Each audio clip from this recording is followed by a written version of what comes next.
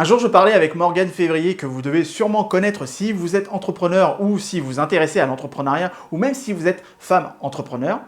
Je lui disais, mais comment est-ce que tu fais pour apprécier passer du temps dans le paramétrage de ClickFunnels? ClickFunnels, c'est la solution qu'on utilise pour nos contenus payants en ligne. Et elle me disait qu'elle prenait vraiment plaisir à paramétrer. Et c'est là que j'ai pris conscience de notre complémentarité. Elle apprécie d'abord le processus, puis le résultat. Alors que moi, c'est vraiment l'inverse. Et je suis plus motivé par le résultat que le processus. Pour votre projet de création d'entreprise ou de reconversion professionnelle, c'est pareil. Soit vous êtes d'abord orienté résultat, soit vous êtes d'abord orienté processus. Ces deux approches correspondent à un état d'esprit bien spécifique et c'est cela qui vous permet d'aller le plus loin possible dans la réussite de votre projet. Vous êtes soit motivé par un résultat qui met plus ou moins de temps à apparaître, soit vous êtes motivé par le processus qui vous apporte le résultat escompté. De ces deux approches, il doit ressortir une question que vous devez vous poser si vous avez l'objectif d'entreprendre votre projet dans les semaines à venir, à savoir, quel état d'esprit devez-vous adopter pour réussir à long terme? Bon, j'en rajoute deux autres. Qu'est-ce qui importe le plus? Le score final ou le processus pour atteindre ce score? Et les personnes qui, comme moi, sont motivées par les résultats, portent plus d'intérêt au score final, quelle que soit la méthode utilisée pour atteindre ce score de toute manière. Pendant longtemps, je n'étais pas concentré sur le procédé qui me permettait d'atteindre le résultat. Les personnes comme moi sont plus concentrées sur la manière globale d'atteindre un résultat. Elles pensent que le travail à réaliser pour faire naître un projet est énorme. Mais si vous êtes orienté résultat, vous n'accordez pas autant d'importance aux moyens que vous mettez en place pour obtenir ce résultat. Vous me suivez? C'est-à-dire que vous restez flexible sur la façon de faire évoluer votre projet. Si votre méthode n'a pas fonctionné, peu importe du moment que le résultat a été satisfaisant. Mais voilà, arrivé à un moment, je me suis rendu compte que cette approche avait des limites. 2 ans après mon activité, j'ai décidé de changer ma façon de faire. Et vous allez comprendre pourquoi j'ai décidé de changer. Si comme moi, vous êtes pressé d'avoir des résultats, il est préférable de ne pas attendre de gravir la montagne pour célébrer vos réussites. J'ai donc préféré sous-diviser mon objectif principal en sous-objectifs, à savoir en mini-projets qui me permettent d'atteindre un résultat plus grand et de formaliser le chemin parcouru afin d'obtenir d'une certaine manière une carte de route à suivre si j'avais à repasser par là.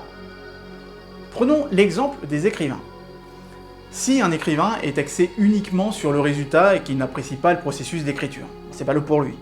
Mais il aura du mal à écrire des livres. Votre projet peut freiner si vous vous concentrez trop sur la réussite sans en apprécier le processus de création. Le succès d'un écrivain requiert beaucoup d'écriture avant d'atteindre un résultat. Mais au fait, je parle du processus, mais est-ce que vous savez ce que c'est? Le processus représente le procédé reproductible par lequel vous allez passer pour pouvoir résoudre un problème ou obtenir un résultat attendu. C'est de cette manière que vous arrivez en haut de la montagne. Si, comme Morgane, vous prenez plus de plaisir dans la réalisation du processus, vous accordez ainsi plus d'importance à la mise en place de systèmes et de méthodes pour obtenir un résultat. Et les personnes qui sont motivées par le processus sont convaincues que les résultats prendront le dessus si elles procèdent de la bonne manière. Personnellement, j'ai mis un certain temps avant de comprendre qu'il me fallait avoir un processus clair et formalisé pour pouvoir reproduire les résultats que j'avais obtenus avec les clients avec qui j'ai travaillé auparavant et qui ont lancé leur projet. C'est qu'en 2016, 2 ans après le lancement de mon activité, l'année où je travaille justement le plus avec Morgane, que j'ai commencé à intégrer le processus dans ma façon de faire. J'ai commencé par me poser les bonnes questions. Quelles sont les étapes et paliers principaux avant d'atteindre le haut de la montagne? Vous savez, ces questions que vous vous posez lorsque vous êtes au stade de l'idée de votre projet. Par où commencer? Quelles sont les prochaines étapes? Comment est-ce que je peux faire pour retrouver des clients, dégager une source de revenus, etc. Ces questions qui amènent les futurs entrepreneurs à croire qu'ils ne sont pas à l'aise avec les détails ou qu'ils feront fausse route. Beaucoup de ces personnes doutent et s'enferment ainsi dans des blocages psychologiques qui ne leur permettront pas de donner le meilleur d'elles-mêmes. Parce qu'au final, les résultats ne seront pas au rendez-vous. Alors que les personnes qui sont axées sur le processus sont plus disposées à développer leur projet de manière indépendante car elles suivent un processus qui leur convient et spécialement conçu pour elles. De toute façon, à partir du moment où elles formalisent leur processus, elles n'ont plus besoin de supervision, d'être accompagnées ou d'être cadrées.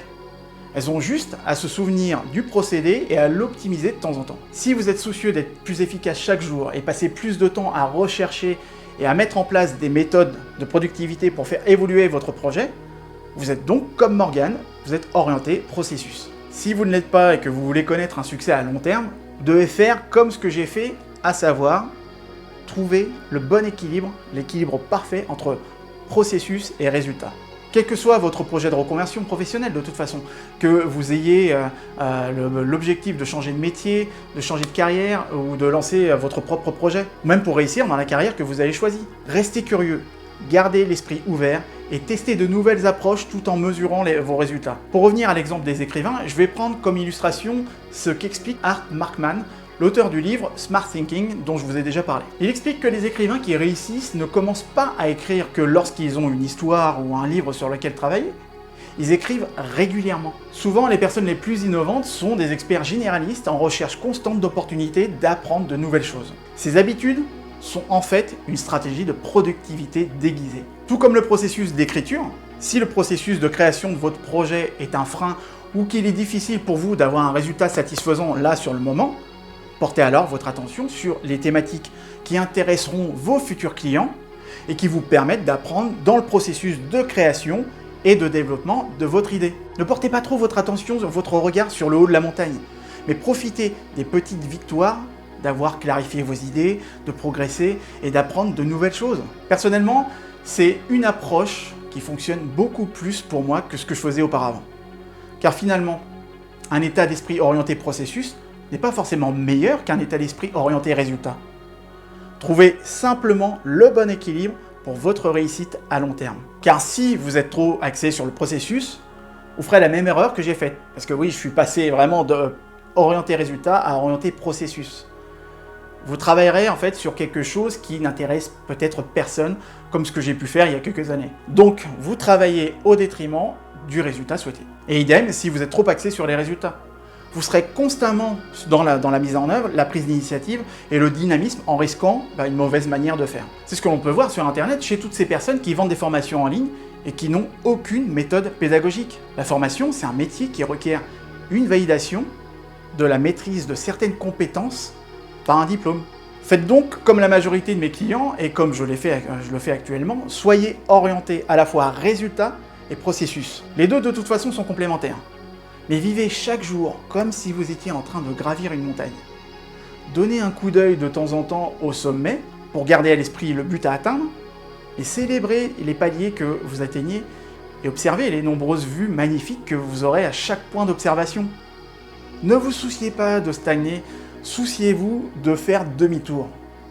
Parce que montez lentement, ok, mais sûrement. Allez-y régulièrement et progressivement.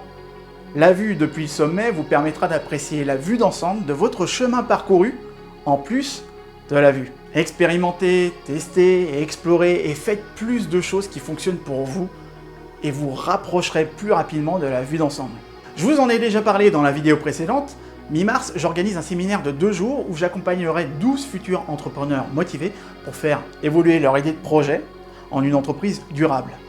Ce sera un séminaire exceptionnel que je n'organiserai peut-être pas 2 fois dans l'année, parce que là j'ai enfin pu dégager du temps pour vous proposer une expérience unique, une expérience que je propose habituellement aux entreprises, aux écoles de commerce avec qui j'ai l'habitude de travailler.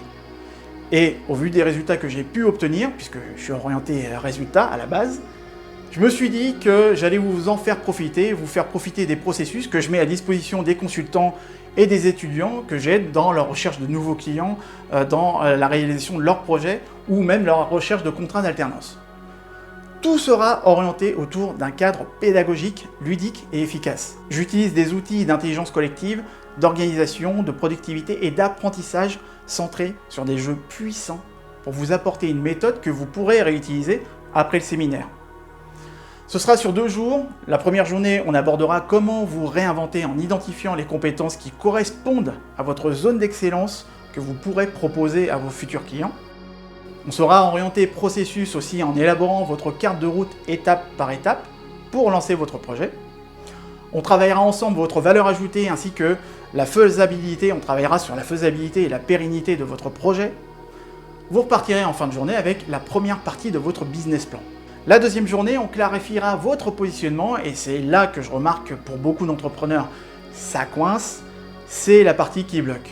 C'est la partie qui n'est pas très claire. Vous avez plusieurs cibles, plusieurs offres et vous n'arrivez pas à faire des liens entre tout ça. Et au final, vous ne savez pas comment vous positionner. Et si votre positionnement n'est pas clair, à savoir quoi proposer et à qui, votre stratégie de communication et commerciale ne donneront pas les résultats souhaités. À la fin de la journée, vous repartirez avec votre plan d'action pour tester et valider votre projet sur l'année. Alors oui, ce sera intense, mais tout a déjà été chronométré. J'ai maintenant l'habitude. On aura le temps de voir tout ça ensemble. C'est pour cette raison que je ne peux pas ouvrir le séminaire à plus de 12 personnes. Ainsi, je peux passer du temps avec chacun d'entre vous.